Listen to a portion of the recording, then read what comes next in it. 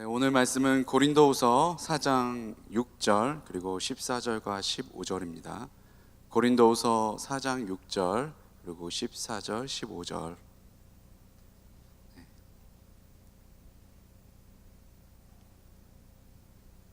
네, 고린도후서 4장 6절 그리고 14절에서 15절 말씀입니다. 네, 우리 함께 읽도록 하겠습니다. 어두운 데에 빛이 비치라 말씀하셨던 그 하나님께서 예수 그리스도의 얼굴에 있는 하나님의 영광을 아는 빛을 우리 마음에 비추셨느니라. 주 예수를 다시 살리시니가 예수와 함께 우리도 다시 살리사 너희와 함께 그 앞에 서게 하실 줄을 아노라. 이는 모든 것이 너희를 위함이니 많은 사람의 감사로 말미암아 은혜가 더하여 넘쳐서 하나님께 영광을 돌리게 하려 함이라. 아멘. 네, 오늘 말씀의 제목은 주의 얼굴을 보리라 라는 말씀의 제목으로 우리가 함께 말씀을 나눠보도록 하겠습니다. 네, 죄송한데 이거 조명 조금만 낮춰주세요. 네, 됐습니다. 우리가 지난주에 함께 말씀을 나눴었는데 말씀의 제목이 뭐였죠? 지난주에? 하나님이 기뻐하시는 예배에 대해서 우리 함께 말씀을 나눴었습니다. 오늘 말씀도 그 연장선에 있기 때문에 제가 오늘 저번 주에 했던 말씀을 간단하게 우리가 살펴보고 오늘 말씀을 계속 나눠보도록 하겠습니다. 자, 하나님이 기뻐하시는 예배를 드리면 우리에게 주시는 축복이 뭐라 그랬죠? 첫 번째가 뭐였습니까? 주의 은택과 은총이 우리에게 임하여진다. 두 번째는 뭐였죠? 하나님이 친히 우리와 함께 하신다. 마지막 세 번째는 뭐였죠? 하나님의 눈과 마음이 우리를 향하신다. 하나님을 기뻐하시는 예배를 드리는 자에게 주시는 축복입니다. 우리 역대하 7장 14절에서 16절 말씀을 우리가 한 번 더 읽어보도록 하겠습니다. 시작. 내 이름으로 일컫는 내 백성이 그들의 악한 길에서 떠나 스스로 낮추고 기도하여 내 얼굴을 찾으면 내가 하늘에서 듣고 그들의 죄를 사하고 그들의 땅을 고칠지라. 이제 이곳에서 하는 기도에 내가 눈을 들고 귀를 기울이리니 이는 내가 이미 이 성전을 택하고 거룩하게 하여 내 이름을 여기에 영원히 있게 하였음이라. 내 눈과 내 마음이 항상 여기에 있으리라. 아멘. 우리가 하나님 앞에 스스로를 낮추고 거룩함으로 하나님께 예배하고 또 하나님의 얼굴을 찾으면 우리 가운데 임하여 주셔서 우리에게 하나님의 임재와 하나님의 은혜를 주실 것을 우리 역대상 7장 말씀을 통해서 우리가 함께 나누어 보았었습니다. 근데 역대하 7장 말씀에 보면은 하나님께서 자신의 얼굴을 찾으라고 말씀을 하고 있습니다. 시편 27편 8절에도 동일한 말씀이 있습니다. 우리 함께 읽어보도록 하겠습니다. 시작. 너희는 내 얼굴을 찾으라 하실 때에 내가 마음으로 주께 말하되 야훼여 내가 주의 얼굴을 찾으리이다 하였나이다. 아멘. 우리가 하나님의 얼굴을 찾는다는 것은 어떤 의미일까요? 하나님의 얼굴을 찾는다는 것, 그것은 우리가 더 하나님께 가까이 하기를 갈망하고 소원하는 것, 그것이 우리가 하나님의 얼굴을 구한다, 하나님의 얼굴을 찾는다라고 우리가 말할 수가 있습니다. 잠언서 8장 17절에는 이렇게 기록되어져 있습니다. 나를 사랑하는 자들이 나의 사랑을 입으며 나를 간절히 찾는 자가 나를 만날 것이니라. 하나님을 간절히 찾는 자가 하나님을 만날 것이고 하나님의 얼굴을 보게 될 것입니다. 그 하나님의 얼굴을 대면할 때에 여러분들 가운데 하나님의 임재와 하나님의 은혜와 하나님의 영광이 임하게 될 것입니다. 우리가 그것을 소원했으면 좋겠습니다. 아멘. 그렇다면 왜 우리는 하나님의 얼굴 보기를 간절히 원해야 될까? 왜 우리는 하나님을 간절히 찾고 하나님을 만나고자 갈망하고 소원해야 될까? 왜 그래야 될까요? 하나님께서는 우리를 동일하게 사랑하세요. 하지만 모든 사람에게 동일하게 하나님이 임재하시지는 않습니다. 하나님을 간절히 찾는 자에게 임재하시는 것, 하나님을 만날 수가 있는 것입니다. 그리고 하나님은 동일하게 사랑하시지만 동일한 은혜의 분량을 허락하시진 않습니다. 그 은혜를 사모하는 자에게 하나님께서 더 부어주십니다. 여러분들이 달란트의 비유를 통해서 많이 깨닫게 됐었잖아요. 열심히 일한 자에게는 더함이 있고, 그리고 열심히 일하지 않고 그냥 땅속에 묻었던 종은 어떻게 되죠? 그것마저도 빼앗겨 더 열심히 일한 10달란트 가진 자에게 주게 되잖아요. 그러니까 우리가 기억해야 됩니다. 우리는 동일한 사랑이 주어졌지만, 하지만 하나님의 임재와 하나님의 은혜는 동일하게 임재하지 않고 동일하게 은혜를 받지 않습니다. 우리가 그것을 알고 더 하나님의 임재를 간절히 갈망하고 하나님의 은혜를 받고자 우리가 간절히 소원을 해야 됩니다. 그렇기 때문에 우리는 하나님의 얼굴을 간절히 찾아야 됩니다. 그런데 하나님의 얼굴을 보기 위해서는 우리가 중요한 것은 은혜의 자리에 있어야지만 하나님의 얼굴을 볼 수가 있습니다. 그 은혜의 자리가 어딜까? 하나님의 얼굴을 볼 수 있는 은혜의 자리가 어딜까요? 저번 주 했잖아요. 세자로 뭐였죠? 한자어로 속죄소로 뭐라 불렀죠? 우리가 쉬운 자. 은혜의 자리. 이 예배의 자리라는 뜻입니다. 이 예배의 자리가 하나님의 얼굴을 볼 수 있는 은혜의 자리입니다.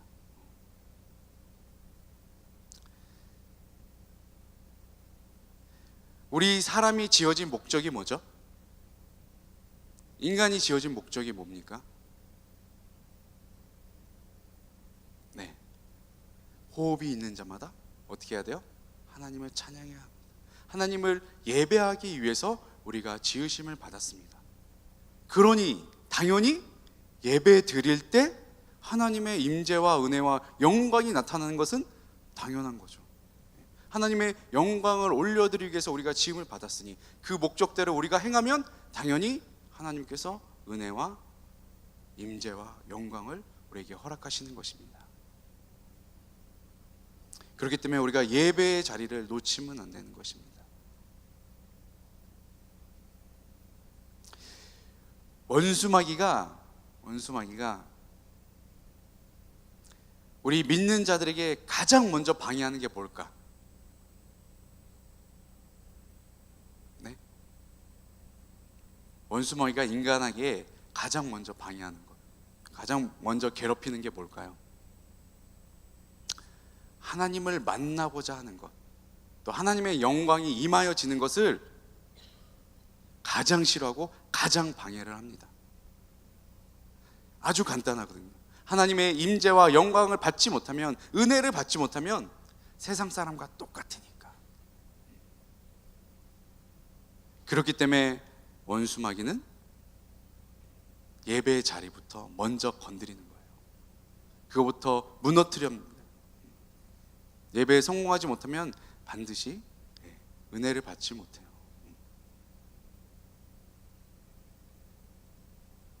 모세가 하나님의 뜻을 따라 이스라엘 백성들을 출애굽시키잖아요. 출애굽을 시킬 때에 어떤 방법을 썼습니까? 12가지 재앙을 통해서 출애굽을 하게 됩니다. 근데 그 출애굽을 할 때 10가지 재앙이 내리기 전에 애굽 바로에게 가서 하나님께서 이렇게 말하라고 전합니다. 이렇게 바로에게 가서 말하라. 출애굽기 8장 20절 후반절에 보면 이렇게 기록되어져 있습니다. 하나님께서 이와 같이 말씀하시기를 내 백성을 보내라. 그러면 그들이 나를 섬길 것이니라. 하나님께서 이스라엘 백성들을 출애굽에서 구원시킬 목적, 그 목적은 단 한 가지였어요. 누구를 섬기기 위해서? 하나님을 섬기기 위해서, 하나님을 예배하기 위해서 그들을 약속의 땅으로 옮기고자 하셨어요. 그랬을 때 바로가 어떻게 반응하죠? 이렇게 반응을 합니다. 출애굽기 8장 25절입니다. 우리 함께 읽도록 하겠습니다. 시작. 바로가 모세와 아론을 불러 이르되 너희는 가서 이 땅에서 너희 하나님께 제사를 드리라. 바로가 예배 드려도 된대요. 근데 어디서 드려야 돼요? 장소가 어디래요? 이 땅에서, 이 애굽에서, 이 노예의 땅에서, 이 세상 가운데서 예배를 드려라. 예배 드리는 거 방해하지 않을게. 하지만 조건이 있어. 이 땅에서, 이 노예의 땅에서, 이 포로의 땅에서, 이 세상 가운데서 예배를 드려. 그러니까 원수마귀는 완전한 우리가 변하지 않으면, 이렇게 변하고자 마음이 없으면 어디서 예배 드리건 상관없어요. 건드리지도 않습니다. 우리가 이것을 명심해야 됩니다. 근데 하나님께서 다시 재앙을 내리셔서 바로의 마음을 꺾으십니다. 그랬더니 말이 바뀌어요. 이제 두 번째로 하는 말이 이겁니다. 첫 번째는 뭐죠? 이 땅에서 예배 드려. 그 다음은 너무 멀리 가지 마라. 근처에서 예배를 드려. 이 세상 근처에서 예배를 드려. 또 재앙을 내리셨죠? 그 다음에 바로가 어떻게 얘기했을까요? 그래? 그럼 남자들만 가라. 남자들만 가. 여자들과 아이들은 너희 모든 재산은 내려놓고 남자들만 갔다 와라. 뭐 하는 거예요? 발을 걸치고 있으라 이거예요. 세상과 하나님 사이에서 발을 걸치고 있으라 이거예요. 다시 한번 재앙을 내리십니다. 그때 바로가 이렇게 얘기를 합니다. 주를 섬기되, 이제 인정해요. 주를 섬겨, 주님을 예배해. 하지만 이번에는 양떼와 소떼를 남겨두고 가라. 이 세상 살아가면서 가장 큰 시험과 유혹이 뭡니까? 일만하게 뿌린 물질입니다. 이 물질 앞에선 많은 자들이 넘어집니다. 예배의 자리를 소홀하게 돼요. 이 물질 때문에. 원수마귀의 마지막 방법도 그거였어요. 너희 양떼와 소떼 모든 재산을 놔두고 가든지 말든지, 가서 예배하든지 말든지.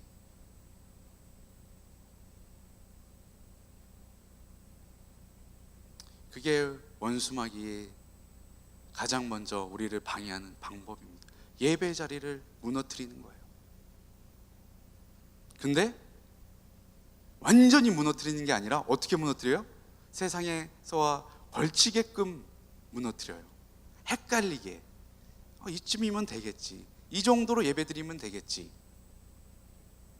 근데 그렇게 은혜가 점점 사라져가는 것입니다. 우리는 예배의 자리를 사모해야 합니다. 그 은혜의 자리를 사모해야 돼. 그 은혜의 자리를 갈망해야 됩니다. 그렇게 되어질 때 여러분들 삶 가운데 은혜가 임하고 임재가 임하고 하나님의 영광이 임하게 될 것입니다. 우리가 완전하게 하나님 앞에 예배를 올려드려야 돼요. 세상과 절대 저울질하면 안 됩니다.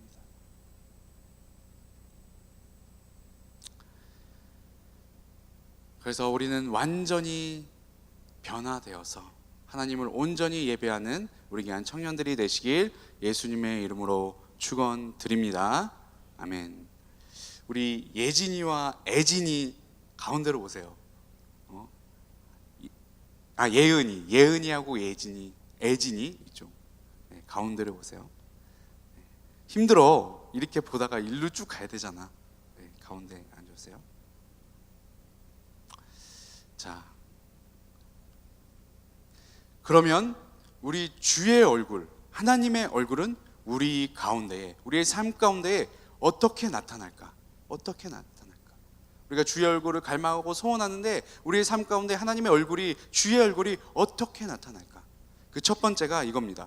빛으로 나타내십니다. 빛으로 나타내십니다.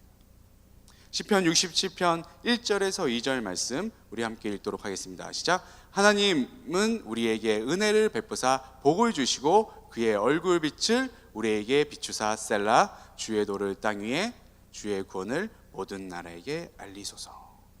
주의 얼굴의 빛을 우리에게 비춰주셨을 때에 그때에 우리가 은혜를 받고 복을 받을 수 있다고 말씀을 하십니다.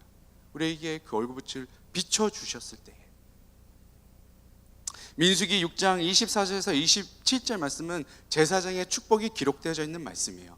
제가 읽도록 하겠습니다. 야훼는 내게 복을 주시고 너를 지키시길 원하며 야훼는 그의 얼굴을 내게 비추사 은혜 베푸시기를 원하며 야훼는 그의 얼굴을 내게로 향하여 드사 평강 주시기를 원하노라 할지니라 하라. 하나님께서 제사장들에게 주신 축복권이에요. 저는 이 말씀을 믿습니다. 그래서 저는 이 말씀을 근거해서 여러분들을 축복하는 것입니다. 하나님의 얼굴빛이 여러분들 삶 가운데, 여러분들 가정 가운데, 직장 가운데, 미래 가운데 비추셔서 은혜와 평강이 있게 하여 주시옵소서. 우리가 저번에 말씀을 나눈 적 있잖아요. 우리 주 하나님과 주 예수 그리스도부터 나오는 은혜와 평강이 너희들에게 있을지어다. 구약과 신약에 있는 모든 말씀이 은혜와 평강으로 이어지는 것입니다. 하나님의 은혜와 하나님의 평강이, 하나님의 얼굴이 여러분들 삶 가운데 비춰주셨을 때, 빛으로 비춰주셨을 때에 비로소 풍성함으로 나타나게 되는 것입니다. 그 은혜와 평강과 축복을 다 받아 누리시는 우리 귀한 청년들과 3030 장년들 되시길 예수님의 이름으로 축원드립니다. 아멘. 그럼 우리가 구체적으로 우리에게 허락하신 빛은 무엇일까? 바로 말씀입니다. 말씀. 요한복음 1장 1절에서 4절은 이렇게 기록되어 있습니다. 태초에 말씀이 계시니라. 이 말씀이 하나님과 함께 계셨으니 이 말씀은 곧 하나님이시라. 말씀은 곧 하나님이시다, 이거예요.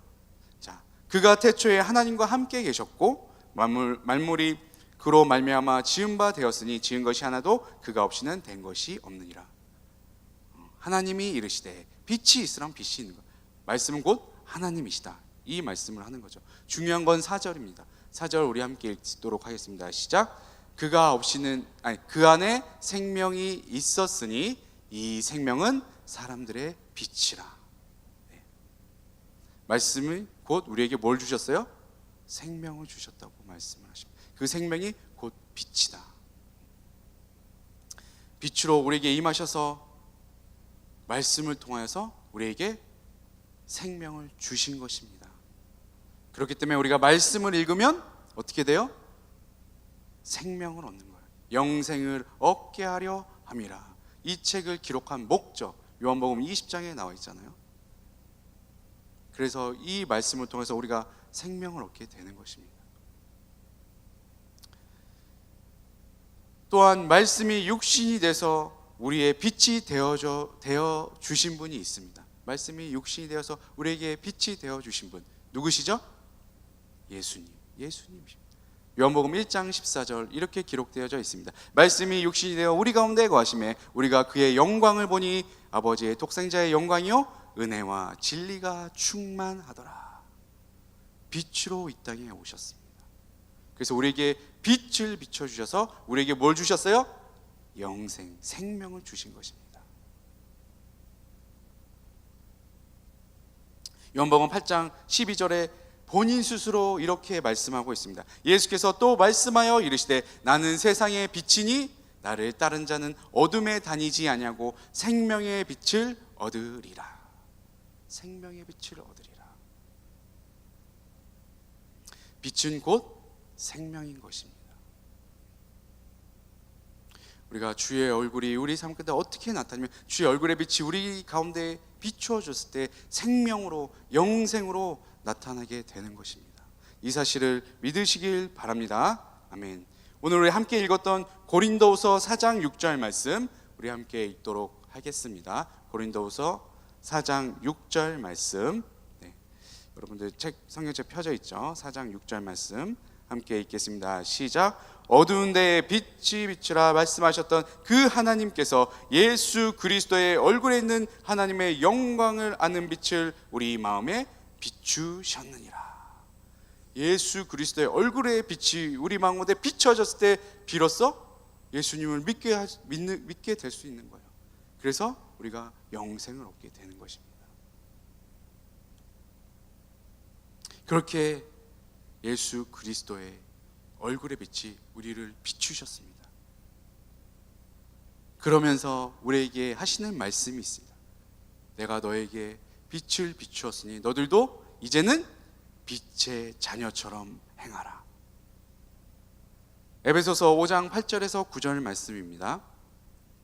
너희가 전에는 어둠이더니 이제는 주 안에서 빛이라. 빛의 자녀처럼 행하라. 빛의 열매는 모든 착함과 의로움과 진실함에 있느니라. 아멘. 우리가 빛이래요. 우리가 빛이라고 말씀을 하십니다. 그래서 우리는 빛의 자녀가 되었습니다. 그럼 빛의 자녀처럼 우리도 그에 합당한 행동을 해야 된다고 말씀하고 있습니다. 그 행동이 뭐죠? 착함과 의로움과 진실함으로. 이 세 가지가 여러분들 삶 가운데 이루어진다면 예수 그리스도의 향기, 예수 그리스도의 빛을 비추는 그렇게 쓰임받는 청년들과 상공사공들이 되어질 것입니다. 자, 두 번째로 주님의 얼굴이 우리의 삶 가운데 어떻게 나타날까? 두 번째 함께 읽도록 하겠습니다. 시작. 하나님을 알고 하나님의 사랑으로 나타납니다. 주의 얼굴이 나타나는 곳에는 하나님의 은혜가 임한다고 했습니다. 그죠? 그 은혜 중에 하나님의 얼굴이 비춰지는 게 은혜가 임하는데 그 은혜 중에 가장 큰 은혜가 뭘까요? 은혜 중에 가장 큰 은혜, 여러분 생각해 본 적 있어요? 우리가 은혜 받기를 갈망하는데, 은혜 받고 싶은데 그 은혜 중에 가장 큰 은혜가 뭘까? 네? 방금 전에 여러분들이 읽었어요. 하나님을 아는 것, 그게 가장 큰 은혜예요. 하나님을 알게 된 것, 그게 가장 큰 은혜인 것입니다. 잠언서 9장 10절입니다. 야훼를 경외하는 것이 지혜의 근본이요 거룩한 자를 아는 것이 명철이니라.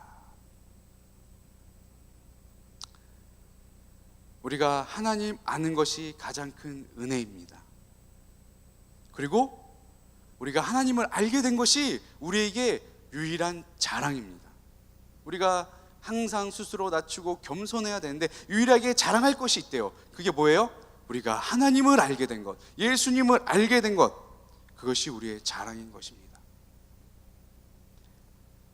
예레미야 9장 24절은 우리 함께 읽도록 하겠습니다. 시작. 자랑하는 자는 이것으로 자랑할지니 곧 명철하여 나를 아는 것과 나 야훼는 사랑과 정의와 공의를 땅에 행하는 자인 줄 깨닫는 것이라. 아멘. 우리가 자랑할 것은 뭐예요? 하나님을 알게 된 것. 거기서 그치지 않고 하나님을 더욱더 깊이 알고 깨달아 하나님의 속성이 우리 가운데 임하는 것입니다. 그래서 하나님의 속성이 뭐예요? 조금 전에 여러분들이 읽었잖아요. 사랑과 정의와 공의, 사랑과 의 그 자체이시잖아요. 그것이 우리의 삶 가운데 나타나지는 것. 하나님 알고 그 하나님을 깊이 깨달아 하나님의 속성이 우리 마음에 있어서 그것을 어떻게 하는 거예요? 그 사랑을, 정의를, 공의를 전하는 것. 그것이 우리에게 주어진 것입니다. 그것을 여러분들이 어떻게 해야 된다고요? 자랑을 하셔야 됩니다. 자랑. 여러분들의 자랑거리가 되십니까? 하나님이 여러분들의 자랑이 되세요? 세상 속에 나가서 예수님을 얘기하고 하나님을 얘기하는 것이 부끄럽습니까? 자랑이 되십니까? 부끄러워요, 자랑이 돼요. 오늘부터 이 순간부터는 여러분들의 자랑이 되시길 예수님의 이름으로 축원드립니다. 아멘. 그 하나님을 우리가 더 깊이 알기 위해서는 반드시 우리가 예배의 자리로 와야 됩니다. 자, 히브리서 13장 15절에서 16절 말씀, 제가 15절, 여러분들이 16절을 읽어주면 됩니다. 그러므로 우리는 예수로 말미암아 항상 찬송의 제사를 하나님께 드리자. 이는 그 이름을 증언하는 입술의 열매니라.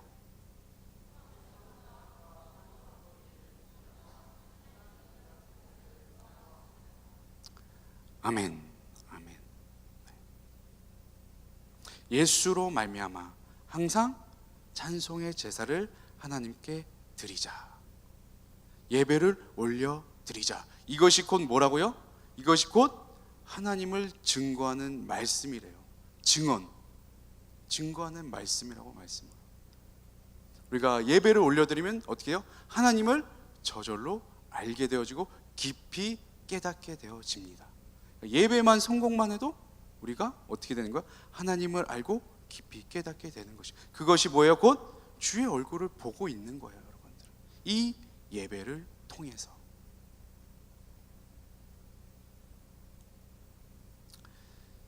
그러면서 그렇게 하나님께 예배를 올려드린 후에 그 다음에 어떻게 된다고 말씀하십니까? 오직 선을 행함과 서로 나누어 주기를 잊지 말라. 아까 전에는 뭐라 그랬죠? 아까 전에는 뭐라고 했습니까? 착함과 의로움과 진실함으로. 이번에는 선을 행함과 서로 나누어 주기를 잊지 말라. 다 같은 말이에요. 같은 말. 주의 얼굴이 비춰지면 우리가 선을 행하지 않고서는 견딜 수가 없는 거예요. 선한 영향력을 끼칠 수밖에 없는 자들이 되는 것입니다.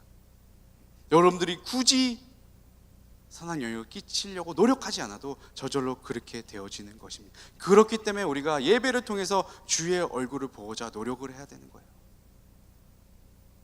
그것을 사모해야만 합니다. 자, 주의 얼굴이 우리의 삶 가운데 나타나는 마지막 방법, 세 번째는 함께 읽도록 하겠습니다. 시작. 성령을 통하여 나타납니다. 성령을 통하여서 우리에게 나타나는 것입니다. 주의 얼굴이 우리 가운데 나타나면 가장 큰 변화가 하나님의 임재를 우리가 직접 경험하게 되는 거예요. 모세는 하나님을 직접 대면했죠. 그리고 하나님이 친히 그의 앞을 지나가셨다고 말씀을 하고 있어요. 그 상태에서 모세가 신에서 내려왔어요. 내려왔는데 그 영광의 얼굴의 빛 때문에 어떻게 했죠? 사람들이 뭐라고 했어요? 제발 얼굴을 수건으로 가려달라고 했어요. 너무 그 영광의 빛이 비추니까, 그 거룩한 빛이 비추니까 사람들이 제발 수건으로 가려줘, 이렇게 얘기를 했습니다. 여러분들도 그런 하나님의 임재를 사모하는 자들이 되었으면 좋겠습니다. 예배를 드리고 나갔을 때 여러분들의 얼굴을 보고, 그 환한 얼굴을 보고, 영적인 그 얼굴을 보고, 와,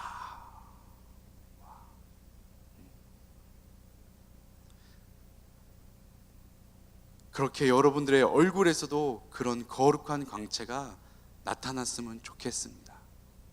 그것을 사모하시기 바랍니다. 마태복음 5장 14절에서 16절은 이렇게 말씀을 합니다. 너희는 세상의 빛이라. 산 위에 있는 동네는 숨겨지지 못할 것이요 사람이 등불로 켜서 발 아래 두지 아니하고 등경 위에 두나니 이러므로 집안 모든 사람에게 비치느니라. 이같이 너희 빛이 사람 앞에 비치게 하여 그들로 너희 착한 행실을 보고 하늘에 계신 너희 하나님께 영광을 돌리게 하라. 아까 전에 예수님께서 본인을 뭐라고 하셨어요? 나는 세상의 빛이다 라고 말씀을 하셨습니다. 이번에는 뭐라고 말씀하세요? 이제는 너희가 세상의 빛이다. 이렇게 말씀을 하십니다. 예수님께서는 3년 후에 본인의 공생의 사역을 마치신 후에 부활 승천하셔서 하나님 보좌 우편에 앉으실 것을 아셨기 때문에 이제는 내가 저 천성에 올라가면 너희가 대신 세상의 빛이 되어라 라고 말씀을 하신 겁니다. 아까 전에 제가 경찰 선교에서도 함께 나눴지만 예수님께서 이 땅에 오셔서 하신 일이 세자로 약자로 뭐라 그랬죠? 가정고라고 했어요. 하나님의 말씀을 가르치시고 천국 복음을 전하시고 모든 병자 약한 자를 고치신 것, 그거 예수님 혼자도 충분히 할 수 있어요. 충분히 감당하실 수 있습니다. 그런데 왜 굳이 동력자들과 함께 하셨을까? 왜 제자들을 부르셔서 제자들과 함께 하셨을까? 왜 그러셨을까요? 왜 그러셨을까? 3년 후에는 자기가 하늘 보좌 우편으로 올라가니까 이 세상에 남아있질 않잖아요, 예수님께서는. 그래서 자신을 대신할 자들, 하나님의 말씀을 가르치고 천국 복음을 전하고 모든 병자를 고치는 역할을 할 사람을 택하시고 양육을 시키신 겁니다. 그게 제자 양육이에요. 몸써 보여주셨잖아요. 몸써 보여주셨어요. 3년 동안 데리고 다니시면서 너희들도 나중에 이렇게 해라. 그러면서 그들에게 뭘 허락하셨죠? 지상 명령과 선교 명령을 허락하셨어요. 근데 그 지상 명령과 선교 명령은 동일하게 여러분들에게도 허락하신 것입니다. 왜요? 여러분들도 예수님의 제자들이니까. 예수님을 믿는 자들은 다 예수님의 제자들이기 때문에. 그렇게 되어서 선한 영향력을 끼쳐야 되는데 그게 인간의 힘으로는 쉽지 않은 거예요. 그래서 예수님께서 이 땅 가운데 누구를 보내세요? 보혜사 성령님을 그래서 이 땅 가운데 보내신 것입니다. 요한복음 14장 26절은 이렇게 기록되어져 있습니다. 보혜사 곧 아버지께서 내 이름으로 보내실 성령, 그가 너희에게 모든 것을 가르치고 내가 너희에게 말한 모든 것을 생각나게 하리라. 우리를 도우시고 가르치실 그 성령님, 그 성령님을 우리에게 보내주신 것입니다. 그 성령님을 통해서 우리가 하나님을 경험할 수 있고 예수님을 경험할 수 있는 거예요. 예수님을 증언하시는 분이 누구예요? 성령님이시니까. 그래서 성령을 통해서 우리가 예수님을 증언케 하고 하나님을 증언할 수 있게 되는 것입니다. 근데 거기에 또 그치지 아니하시고 성령의 능력과 권능을 우리에게 허락하셨습니다. 누구에게 주셨듯이? 예수 그리스도에게 주셨듯이. 사도행전 10장 38절은 우리가 한 목소리로 읽도록 하겠습니다. 시작. 하나님이 나사렛 예수에게 성령과 능력을 기름 붓듯 하셨음에 그가 두루 다니시며 선한 일을 행하시고 마귀에 눌린 모든 사람을 고치셨으니. 아멘. 우리 교회 청년들 그리고 3030 장년들은 성령의 능력을 받으시길 바랍니다. 성령의 권능을 받으시길 바랍니다. 성령의 은사들을 받으시길 바랍니다. 더 나아가 여러분들 삶 가운데 성령의 열매들을 맺어가시길 바랍니다. 예수님께 임하셨던 그 기름 부음이, 그 성령의 기름 부음이 여러분들 가운데도 기름 부어지길 예수님의 이름으로 축원드립니다. 아멘. 그렇게 우리가 성령의 능력과 권능을 받아서 우리도 주의 얼굴을 비추는 세상의 빛으로 쓰임받는 여러분들이 되시길 예수님으로 축원드립니다. 아멘. 자, 예수 그리스도의 얼굴에 있는 그 하나님의 영광, 그 예수 그리스도의 얼굴이 어디로 나타났다 그랬죠? 무엇으로 나타났다 그랬죠? 첫 번째 뭐였죠? 빛으로 나타나셨다. 두 번째는 하나님을 알고 하나님을 사랑하는 것으로, 하나님의 사랑을 전하는 것으로 나타나셨다. 마지막 세 번째는 누구를 통해서 나타나셨다고요? 성령을 통해서 나타나셨다. 여러분들도 여러분들 삶 가운데 빛으로, 그리고 하나님의 사랑으로, 그리고 성령으로 하나님의 얼굴이, 주님의 얼굴이 나타나지시기를 예수님의 이름으로 축원드립니다. 아멘. 우리 마지막으로 고린도후서 4장 15절을 함께 읽고 말씀을 마치도록 하겠습니다. 한 목소리로 읽겠습니다. 시작. 이는 모든 것이 너희를 위함이니 많은 사람의 감사로 말미암아 은혜가 더하여 넘쳐서 하나님께 영광을 돌리게 하려 함이라. 아멘. 하나님께 영광을 올려드리는 우리 귀한 청년들과 3040 청년들이 되시길 바랍니다. 아멘.